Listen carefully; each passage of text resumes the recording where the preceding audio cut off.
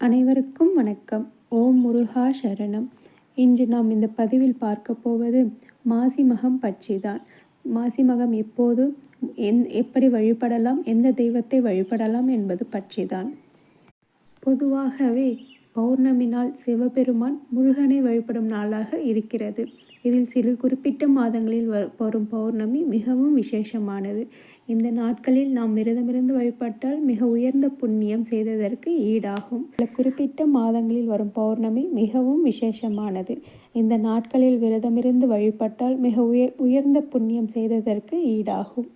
இந்த பௌர்ணமி நாட்களில் நாம் வேண்டியதை நினைத்து வழிபட்டால் அது நிச்சயம் அப்படியே நடக்கும். அதுபோல்தான் மாசி மாதத்தில் பௌர்ணமியுடன் மகம் நட்சத்திரம் இணைந்து வரும் நாளை தான் நாம் மாசி மகம் என்றும் திருவிழாவாக கொண்டாடுகிறோம். இந்த நாளில் பல கோவில்களில் தீர்த்த உற்சவம் நடைபெறுவது வழக்கம்.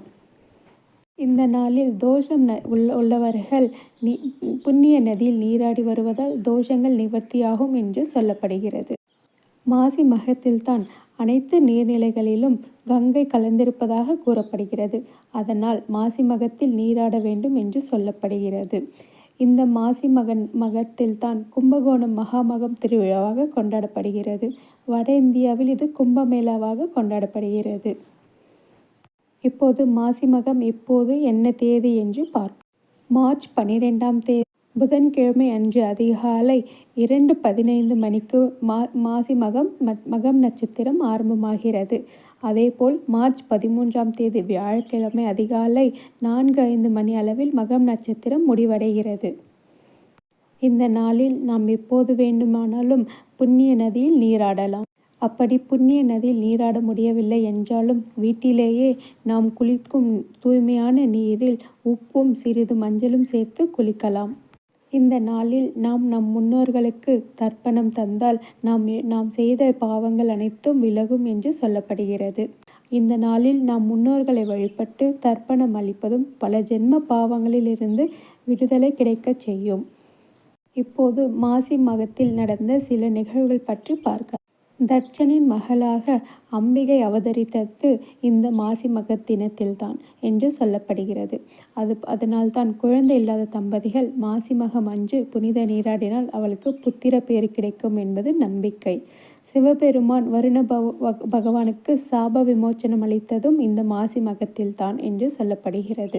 இதனால் சிவபெருமானையும் அம்பாளையும் இணைத்து வழிபடுவதற்கு ஏற்ற நாளாக இந்த நாள் கருதப்படுகிறது. இந்த மாசி மகத்தில்தான் முருகப்பெருமான் தன்னுடைய தந்தையான சிவபெருமானுக்கு பிரணவ மந்திரத்தை உபதேசம் செய்ததாக சொல்லப்படுகிறது.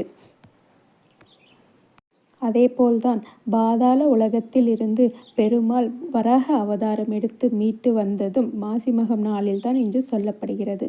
அதனால்தான் இந்த நாளில் சிவபெருமான், அம்பாள், முருகப்பெருமான், பெருமாள், நம் முன்னோர்கள், குலதெய்வம் என எந்த தெய்வத்தை வேண்டுமானாலும் வழிபடலாம். மாசி மகம் அன்று விரதமிருந்து வழிபடுவதால் சகல சௌபாக்கியங்களும் கிடைக்கும் என்பது நம்பிக்கை. இந்த நாளில் முருகப்பெருமானுக்கு விரதமிருந்து முருகரை வழிபட்டால் நிச்சயம் நாம் நினைத்த காரியம் நடக்கும்.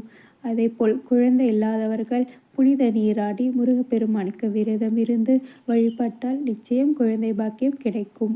அதேபோல் திருமண தடையில் உள்ளவர்கள் புனித நீராடி முருகப்பெருமானை வழிபடலாம். இந்த மாசி மகத்தில் முருகப்பெருமான் பக்தர்களுக்கு ஆசி வழங்கும் நாளாக கருதப்படுகிறது.